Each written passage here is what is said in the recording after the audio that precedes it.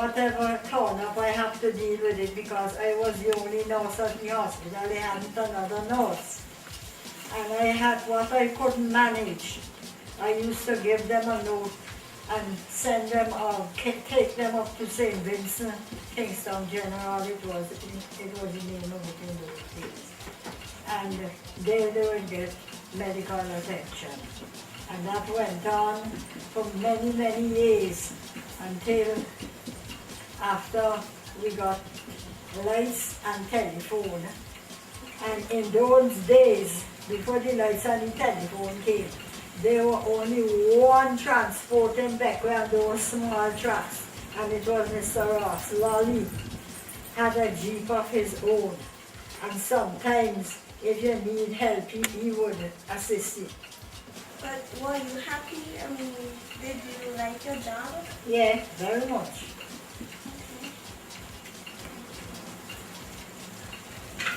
But during those years, I did not walk alone. After many years walking there, I went to Jamaica in 1970, I think, or 69. And when I came, I spent a year there. When I came back in 1971, I asked for an assistant nurse. And that's how we got a second nurse at the Bequia Hospital. Okay. And from then on, things were different. Before I leave, they had a good staff there. And during that time, I worked at the hospital there. When I went up there for to work, the hospital was not as it is now. We then had that extension downstairs with the dispensary and casualty and doctor's office and outpatients department. All we had was just the hospital prop upstairs, which had 4 rooms. The male section now was the dispensary. And where they usually have the children in front, that was the casualty where we used to do dressings and give injections, etc. And when they have a dead, like they bring a dead from Union Island or any of the islands down there, that sudden death, they had a big long table in there. They used to put the patient on the table until when they were ready to do the postmortem, because in those days they hadn't a mortuary. And in the back of that hospital, the big room now where they have for the female ward, that ward was used for all female, male, and children. Any patient used to be there because they had no difference. And on the other hand above, where they have the maternity ward still, that was always the maternity ward.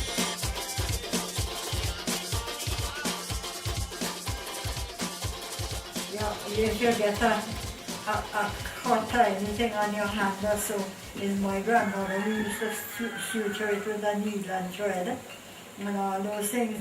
And those things urged me to go and do nursing, and that is how I applied. So you were inspired by your grandmother?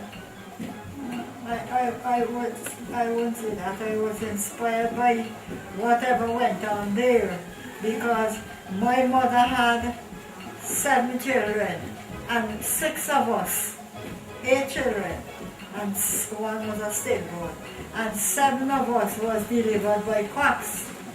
That was by no nurse because they hadn't a nurse there. And until she had the last one, after she had the stillborn, after that one, when she had the one after that, she called the nurse from Portuguese, and she came down and delivered her. And all of that inspired me to know how much the people were suffering. And if I became a nurse, I would have, I would be able to help. So, did anyone at that time thank you for what you had done? No, nobody. In those days, they didn't think of those things. But as I grew old, if you notice, I have a lot of plaques here that people give me awards for the long service and the work and it and so on. So now in my old and young days, they're thinking of awarding me. I think they should. The government awarded me about 2 years ago, to a member of the Royal Empire. Okay. So do you miss nursing? If I miss it, Yes. well, I did my time of it.